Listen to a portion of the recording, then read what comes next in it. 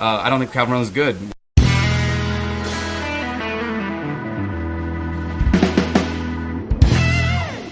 All right, we are back with the My Beautiful Dark Twisted Fantasy Podcast. I'm joined by my co-host, former champion Michael Brown. What's up, y'all?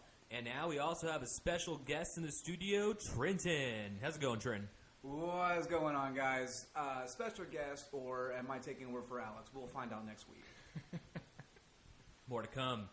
All right, so today we got a lot to unpack and try not to go for an hour and a half like we did last time. So we can go ahead and dive into it. Pretty crazy week, huh, Michael? Yeah, and I would like to have a word just for a second to address something that I've noticed going on. Yep, take it away. Yeah, I think we need to have a lesson or a seminar or help of some sort on not imploding your entire team after week 2. The amount of teams that I have seen just completely try to disassemble has been wild, and I just feel like this whole league needs to hear this because they're all ready to just implode in week 2. Yeah, and you let Josh implode, and you finally got Gibson from him. So what were your thoughts on that? Yeah, I want to put that aside. I want to talk about other things for the moment. But I want to talk about a trade that the league doesn't know about. Now, I know you guys are aware, Trenton and Alex, but a lot of the league doesn't realize that a lot of people send me trades that are offered to them just to get my perspective. Yeah, which is I'll butt in here for a second, which is just asinine to ask somebody in the league their opinion. Again, that's another topic for another day. What I'm talking about, and this is already going off the rails right now. What I'm talking about is Brandon's offer to Justin, and I want to break this like I'm Adam Schefter.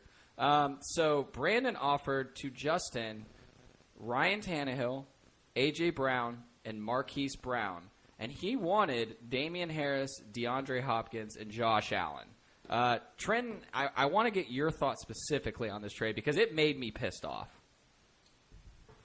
Well, Michael, well, first off, it doesn't make sense because did Justin come to you for this trade first, or did you go to him? No, Justin went to the entire league and said, I've had it with Josh Allen. Best person, come get him. So immediately, like everyone else, I tried to put a package together. I sent it to him. I sent him, I want to say, Jalen Hurts and Kareem Hunt for him. Thought, probably going to lose out. Might as well send it. He sent me back, you might be too late. Brandon just sent me an earth-shattering deal. So I was obviously curious, and he sent me the details, and I was then pissed off. Got it. So I don't really understand why Justin wants to get rid of Josh Allen in the first place. But the thing about it is, if there was a trade that was going to happen, I would expect this to come from Justin specifically. So what you're saying is surprising, but I'm not losing any sleep over it. Yeah, no, that's actually a fair point. Alex, I want to know, is this something that makes you mad when you clearly see someone almost give someone else the league? I mean, that's always the scary part, right? Because we've seen it happen in our league time and time again. I've won a couple times off that. You've won it one time off that. So no doubt about it, that's the biggest risk our league has because you don't veto trades, right? So it's done. And, yeah, it sounds like Justin was about to get trade raped.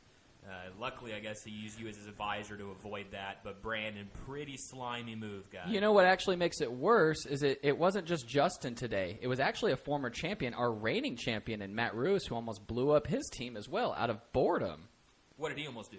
You know exactly what he almost did. He almost offered him a very fair trade, if that's what you're referring to. So for context, Trent, I want to get your opinion on one more trade offer. Alex, and I don't think you've known about this trade yet, Alex offered Clyde Edwards-Helaire and Cooper Kupp, and he wanted Dalvin Cook, the number 2 overall pick. You did what?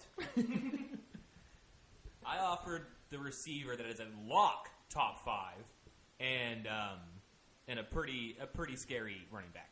But Cooper scary Kupp, to have on your team, maybe. Yeah, big time. He'll hopefully turn it around, but we should probably get on track here. The main point is, please, guys, don't blow up your team. It's only week 2. Yeah, and one more thing here.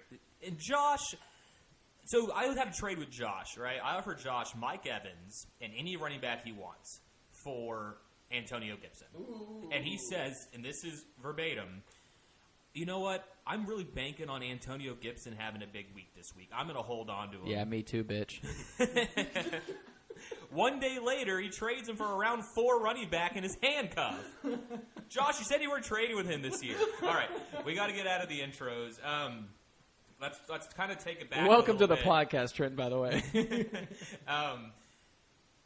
Real quick in rewind history, even though it seems like ages ago, let's revisit the fab from last week. For the most part, first of all, we predicted it wrong, right? Because we predicted it'd either be Austin or Justin. For sure. And then Brandon comes in and drops 65 fab on Mitchell. What are your thoughts on that? Yeah, I think we said didn't we set the bar at 55? Weren't we projecting it to be 55 for the trade? I can't remember, or for the amount that someone was going to spend. I think we said the highest would be 55, and I think we said that would be ridiculous. Gotcha. Yeah. I think Brandon, there's no rhyme or reason to anything he's doing right now. So he has 2 very good running backs. I'd say that's like the best on his team. He's got Austin Eckler and Najee Harris. He then texted the group saying, I want to upgrade at running back, and then asked me about 2 days later to upgrade at receiver. I think he's just scared, spending, doing whatever he can. I don't know if he's going to be able to flip Elijah Mitchell, so I just don't really know where the thought process was with doing that. Yeah, he's all over the place. I think he panicked after his week 1 meltdown, but he had a big bounce back. His team had a good game. So we'll see, but that was a big fab spend. Other than that, no, real quick, I just want to say I want people to just go back and look at the offers reports and see how much Logan has been overspending for players. I think he's bid like $7 when someone else bid $1, and he's bid $15 when someone bid like he $3. Likes to nickel and dime his way to no fab for nonsense players. Yeah, he's been pretty aggressive on the fab, and he's getting players without even, Yeah, Logan actually put $16 on Sterling Shepard, and. Brandon called this at the beginning of the season that, for whatever reason, I drop players that are going to be really, really, really good. I do it every year. Last year I did it twice with Justin Jefferson and Dallas Goedert, but this year, Sterling Shepard. That being said, Logan puts 16 fab on a guy who's going to really shit the bed starting next week. So, good for you, man. And all right, so I think that's a good segue. Or do you have something you want to say? Yeah, I just was letting y'all know off screen that to just put your mouth to the mic a little bit more so we could pick it up better. Gotcha. All right, real quick, let's do a couple questions with Trenton, our guest, and then we'll dive into some Week 2 analysis.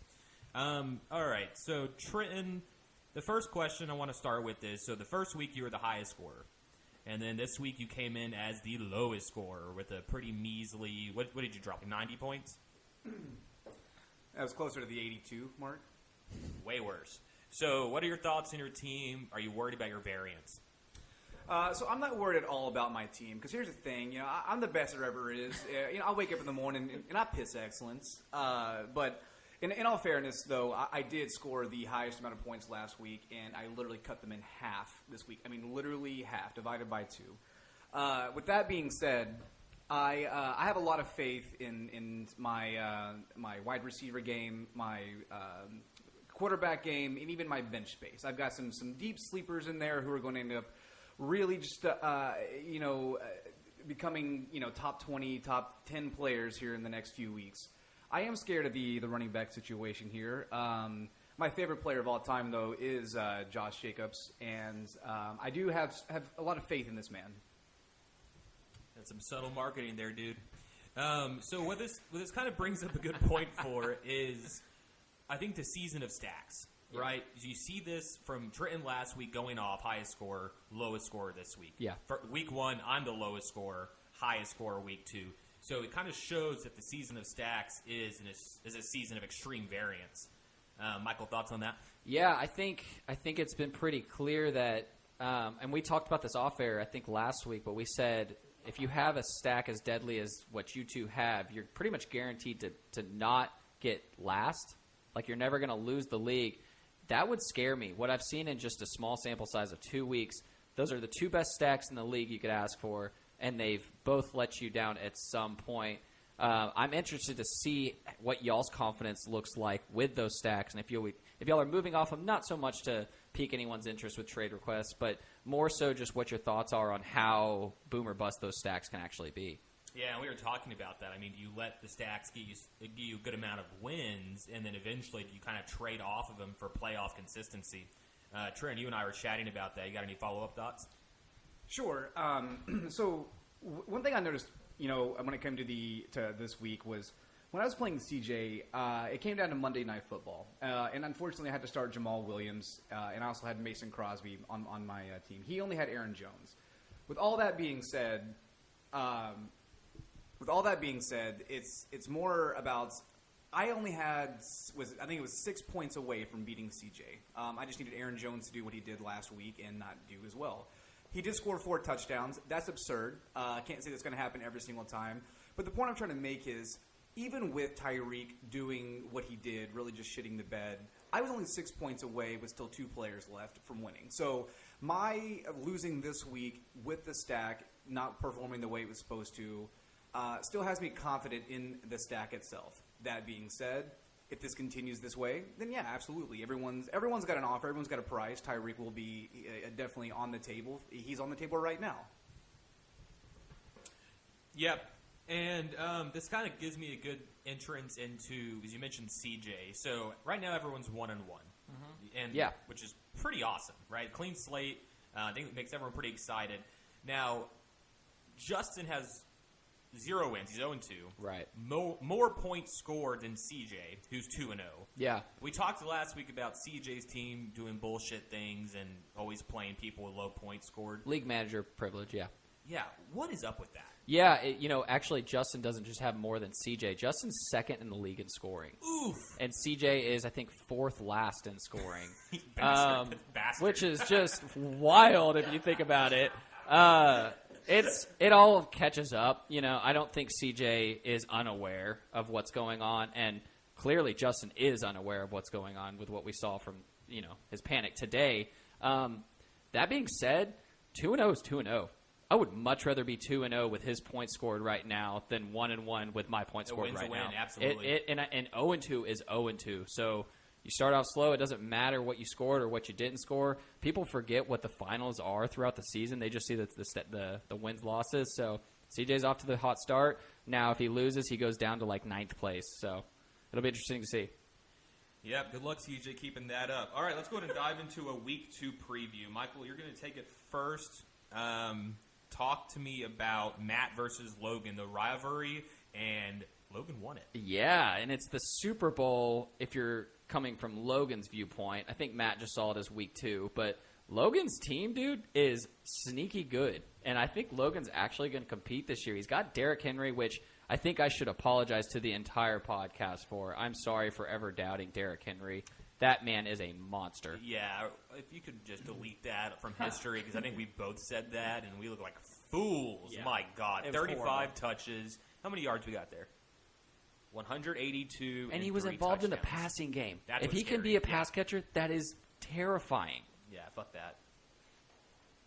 Yeah, good win there from Logan. Matt's team still was pretty consistent, actually. I do want to say Matt's team is still scaring me as the pretty much clear-cut favorite to win it right now. If I had to pick one team, I think I'm picking Matt's team. Yeah. Trent, any thoughts on that matchup before we move on? Yes, absolutely. I think everyone in this league's got to do what we can to take Matt Ruiz down. Well said. All right, next matchup, I'll take that one. Who do we have for that? We have Brandon versus Chris. So you saw some variance big time in this matchup. Chris kind of dudded out and only put up a hundo, and Brandon had a big bounce-back game. Do you think Cortland Sutton can continue to do this? Do you think he's the real beneficiary from the Judy injury? I wasn't listening. What? That is stellar podcasting right there. So I was asking you, do you think Cortland Sutton is the real beneficiary from the Jerry Judy injury? Do you think he'll sustain that production? I think they all get a bump. I think, obviously, Sutton is probably the biggest beneficiary of it, but I think Noah Fant has now been another one that I got wrong. I think he has clearly got some value at the tight end spot. I think both running backs are going to be kind of splitting hairs, but for right now, Noah Fant, Cortland Sutton, and then Tim Patrick as well are going to be the people that I would actually look to roster. Yeah, so I think he can probably continue it until Judy's back. Marvin Jones Jr. does look like he's the safety blanket for Lawrence. We did have a trade here. I guess we didn't talk about this, huh? So we had Brandon trade off A.J. Brown and someone else to Austin. I think it was A.J. Brown and Damian Harris. Yeah, so he gave A.J. Brown and Damian Harris for Terry McLaurin. That's a win. You think that's a win? I actually thought that set up Austin pretty well. I think it's a win-win for both because if you're Brandon, you're not starting him. And then I take Terry over A.J. Brown all day. Looked like Heineke was actually pretty capable. Yeah, I think that's really risky for Brandon right now, being so running back thin. I guess he has Elijah Mitchell, who might be the serviceable RB3, but right now I think you want to be comfortably sitting with someone at running back on your bench. Yeah, I agree with that. And then Chris, this is my issue with Chris's team. He has a lot of high floor, low ceiling players. I don't think this is going to be the first time you see this. CMC is going to do him, but you're not going to get 40-point games out of Allen Robinson. You're not going to get 25 every week out of Corey Davis. Obviously a down week for Waller. But anyways, better weeks come for Chris. Good matchup for Brandon. Trey, anything you want to say on that? Yeah, so I will say out of the trades this week, one thing we have not mentioned was CJ's trade with Brandon. Hollywood Brown for Trey Sermon and Tyler Boyd. I think that was an interesting trade because CJ clearly won that one. It's who is taking Tyler Boyd at this point whenever he is not getting any of the target share at all with that LSU big dick Jamar Chase, and then Jeffrey Wilson Jr. is on his way back. So, is Hollywood Brown just, chop liver to this man or what? No, you actually made a great point. And all jokes aside, when they drafted Jamar Chase, that naturally means less targets for Tyler Boyd. Tyler Boyd, his value went down after that draft, so I don't know what the value is with that. Absolutely, and obviously small sample size, but at this point, out of your three receiving options in Cincinnati, that Boyd's the one I'd want the least. Yeah, and I think that system definitely supports T. Higgins and Jamar Chase, but you definitely don't want to be trading for Tyler Boyd right now. So that was an interesting one. So and CJ did get an upgrade at wide receiver. So yep, good analysis there, Trent. Brandon doing more stupid things. All right, Brandon. Michael, you go ahead and take the next matchup. Speaking of stupid, Michael, you can take the next matchup. So I get the privilege of looking at Trenton and CJ's matchup, which really was the dud of the week, and I'm looking at you right now. It doesn't give me any joy to talk to you about this matchup, but it goes back to the stack. I mean, you can pretty much bet that you're not going to get another 5.9 outing out of Tyreek Hill. Patrick Mahomes, stud, still gets 30 points somehow. But what really scares me aside from the stack right now, Joe Mixon looked very good in week 1. Week 2 kind of disappeared. Is that something that you're worried about, or do you think it's just more of a dud? No, I think that was just a dud week. And I say that because, Jamar Chase ended up with 14 points. The man only had how many yards? 2 catches for 54 yards and a touchdown. Yeah, and all those came at the very end of the game. So it's. I think that was just Joe Burrow trying to do Joe Burrow stuff. They lost by 3 points. They were down at the half by a lot. So that was just them saying, okay, let's just throw it down there. I'm not worried about Joe Mixon whatsoever. I think he's going to get all the work.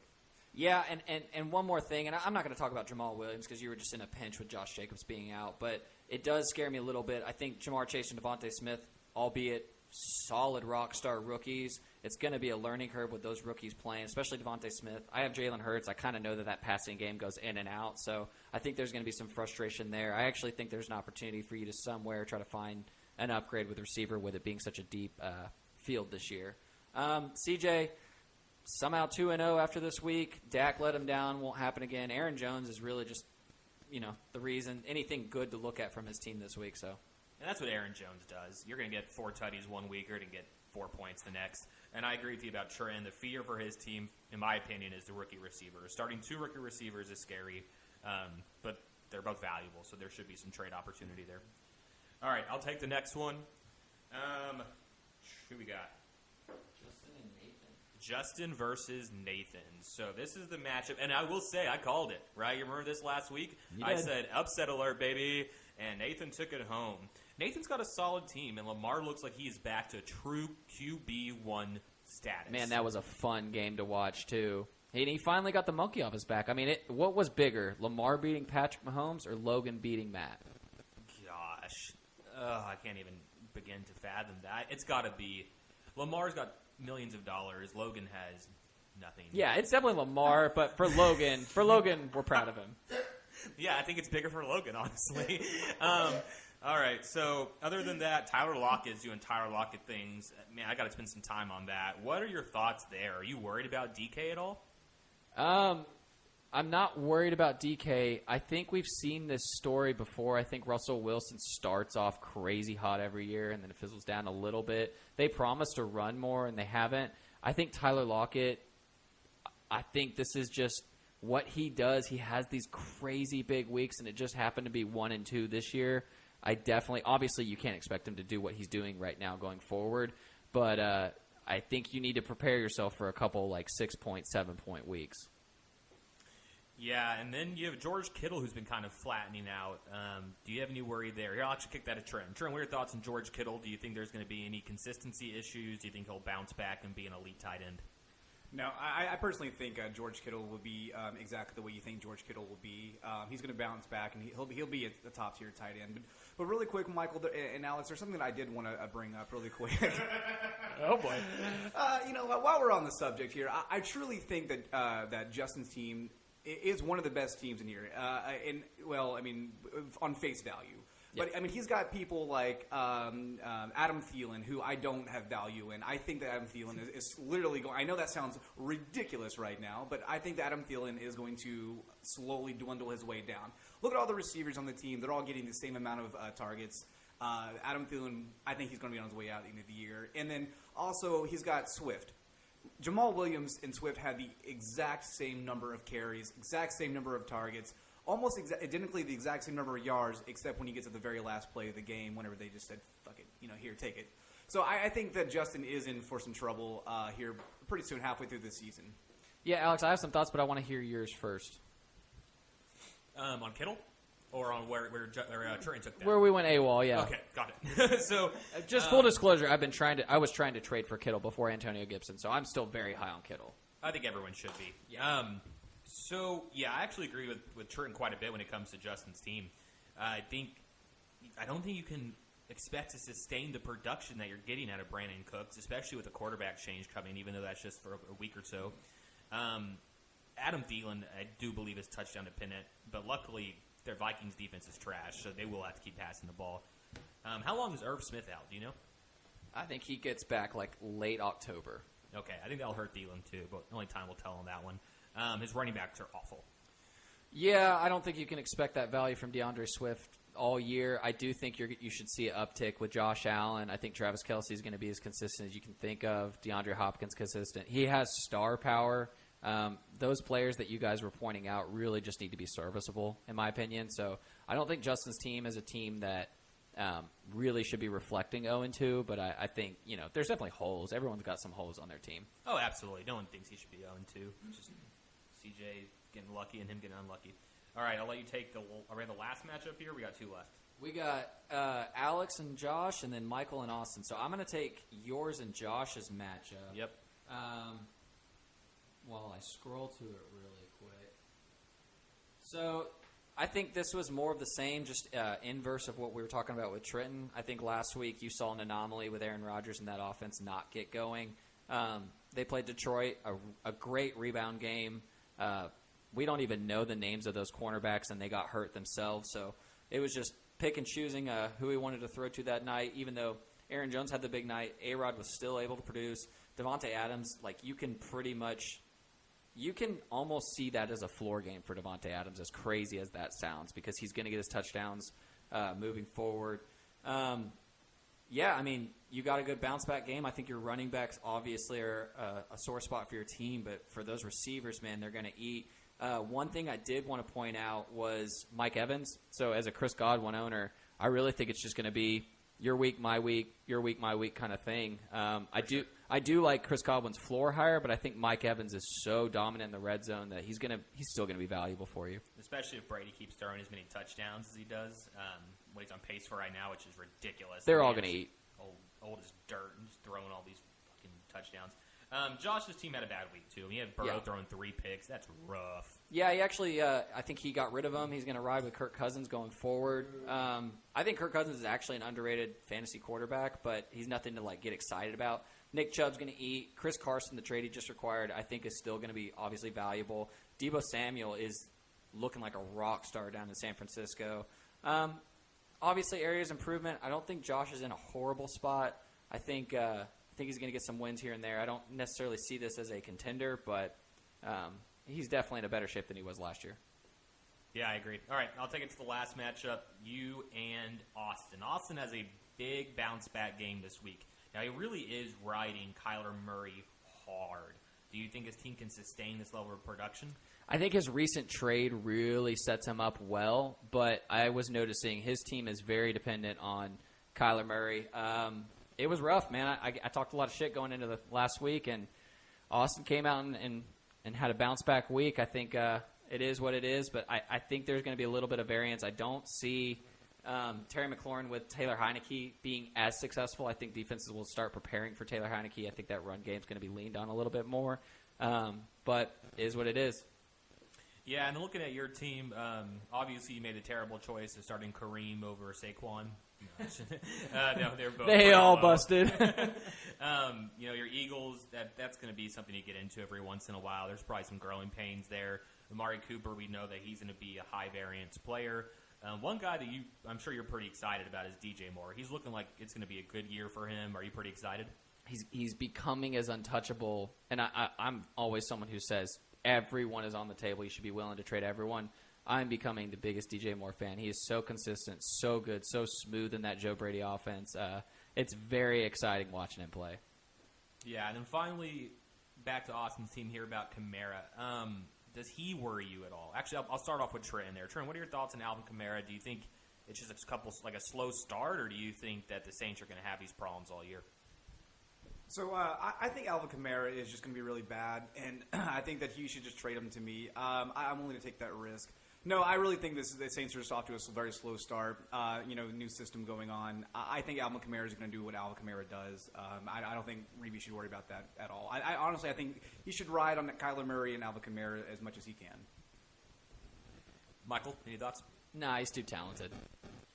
Yeah, I think coming up against New England, do they play New England this week? That might be rough because Bill might just completely isolate him out of the game. He really is their offense. But yeah, they do. Yeah, they do play New England. I think in last year they got ran all over. They couldn't stop a nosebleed, but I think this year with their new pieces, they're going to be able to stop them a little bit more. I think again, he's just so involved with that passing game. He's got a high floor. I wouldn't stress it too much. All right, that's the end of our Week 2 analysis. We can go ahead and dive into Week 3 pick'ems. Michael, you can go first. Go ahead and take Trenton versus Josh. I think Trenton has another bounce back week. I think they're playing the Chargers. That defense is actually above average, but I don't think it stops the stack that he has.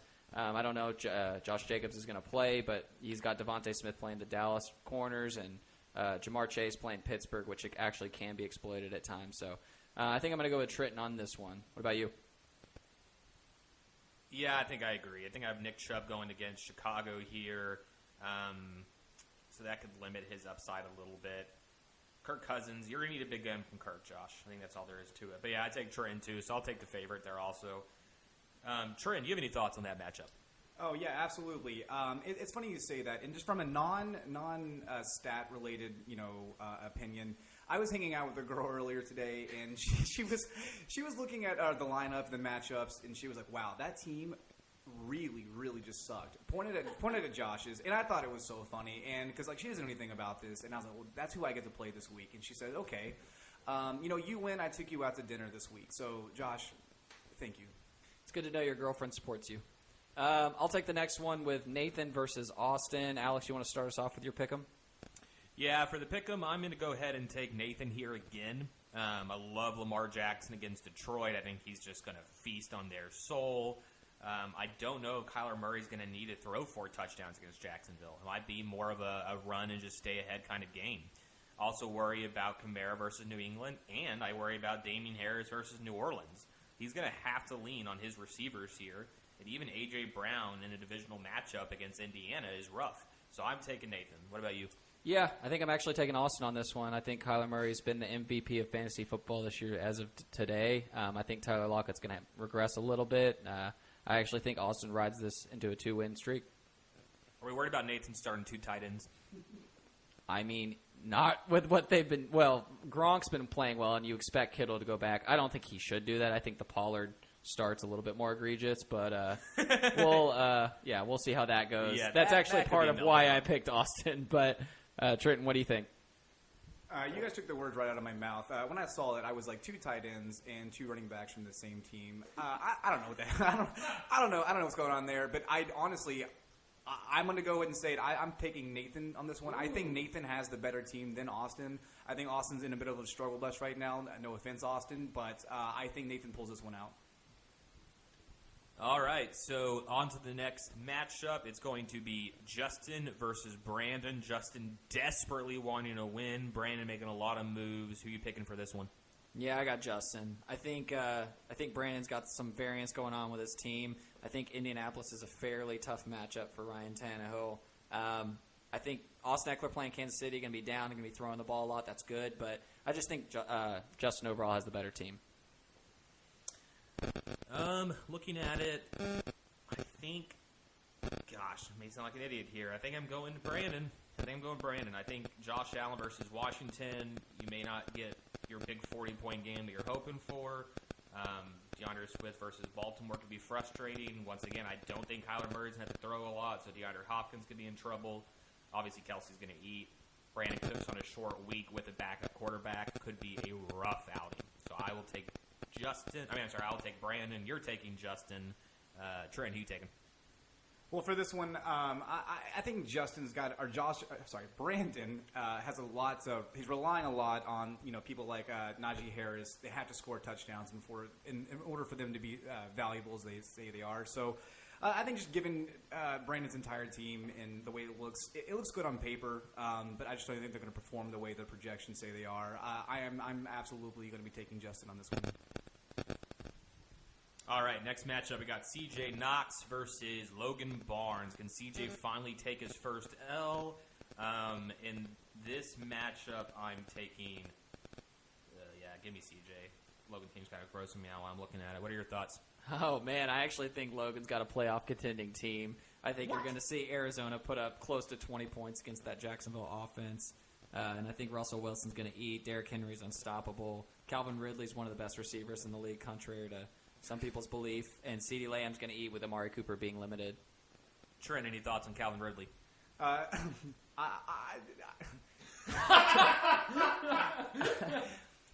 stand by what I said. But I just A1. All right, next matchup is Matt versus Chris. Take it away, Michael. Christian McCaffrey plays the Houston Texans defense. Might go for 50. I think I'm going to take Chris on a high-scoring game. This actually is my pick 'em for game of the week. I think they're both going to put up a lot of points.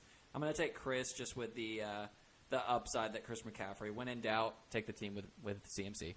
Got any worries about Corey Davis versus Denver? Man, I got a lot of worries with Zach Wilson right now. He didn't have to get a mic catching him saying he's seeing ghosts. That guy was clearly seeing ghosts there out on the field. I'm actually starting Denver's defense, so that should say what my expectation is for that Jets offense. Yeah, I'm not looking too forward to that myself. For this matchup, give me... Yeah, I'm going Chris, too. So we're on the same page. Give me Chris. All right, and then we'll let Trenton handle the analysis for the last one because it is the two co-hosts versus each other. Me, Alexander Steele versus Michael, the Trade Raper Brown. Take it away, Trenton.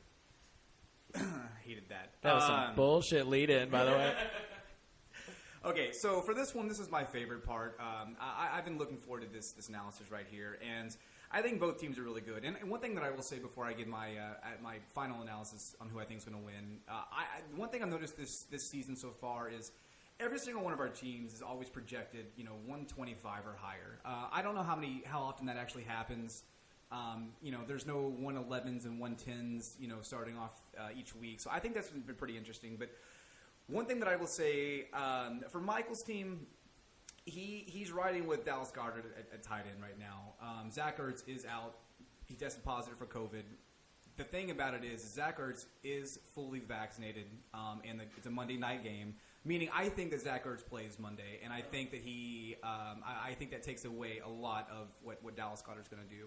I don't think Saquon's back. I don't think Saquon will be the Saquon that he always has been and always will be.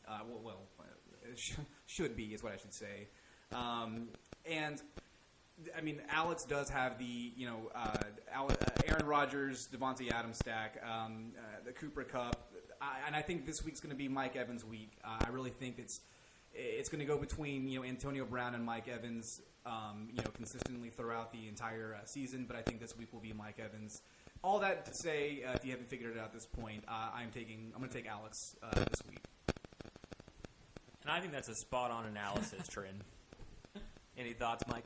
Yeah, I would say the Cooper Kupp play. I thought about starting Matt Stafford just to ruin any excitement you get from that. But I like Jalen Hurts. He's not.